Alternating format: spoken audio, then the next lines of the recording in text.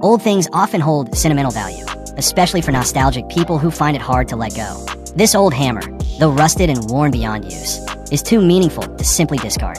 Instead of throwing it away, let's breathe new life into it through restoration. First, I grabbed the grinder and gave the hammer a good surface cleanup. Years of rust and grime didn't stand a chance. Sparks flew, metal shined, and I could almost hear the hammer sigh in relief after decades of neglect. Then I brought in a mini die grinder for the hard-to-reach spots, especially the hole.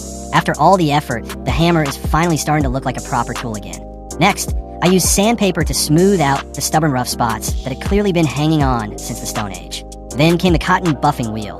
And that's where the real magic happened. The kind of magic that makes you stop, stare, and wonder if you accidentally turn a relic into a piece of modern art. With the head all cleaned up and shining like it just got a makeover, it was time to give it a handle worthy of its new look.